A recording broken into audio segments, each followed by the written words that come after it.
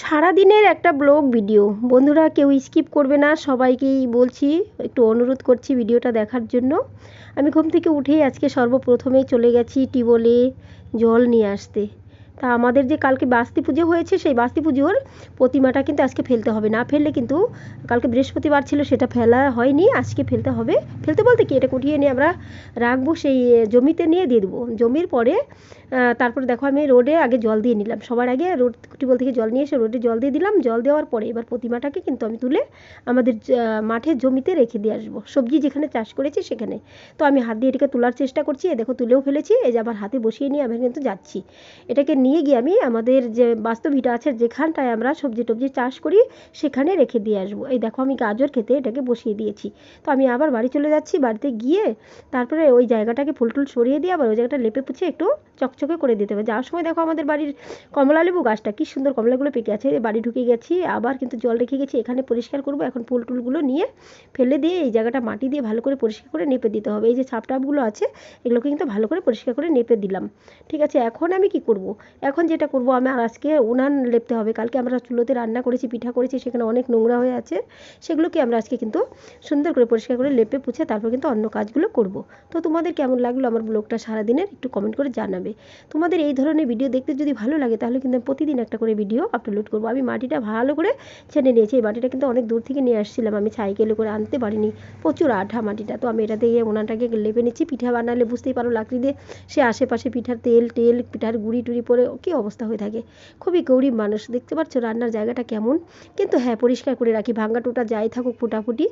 খুব গরিব, তোমরা একটু পাশে থেকেও সাপোর্ট করে একটু ভালোবাসা দিও বন্ধুরা।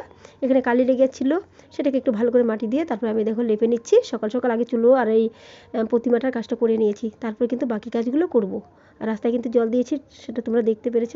এখন দেখো আমি ফটাফট করে নেপে নিয়েছি। লেপাটা কি সুন্দর হয়েছে বলে না, না লেপলে পুষলে, সাজলে গুজলে নারী, লেপলে পুষলে বাড়ি, কি সুন্দর লাগলো। এখন আমি ঝাড়টা দিয়ে নিচ্ছি, ওগুলো কাজ হয়ে গেছে, পরে আমি ঝাড় দিতে যাচ্ছি। তো ঝাড়ুটা দিয়ে তারপরে কিন্তু আমি ঘরটা ঝাড় দেবো।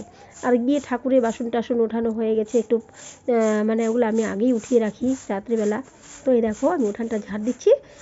তোমরাও যদি এরকম আরও ভালো লাগে ব্লগ ভিডিওটা, তাহলে সত্যি একটু কমেন্ট, খারাপ হোক আর যাই হোক কমেন্ট করবে, ঠিক আছে?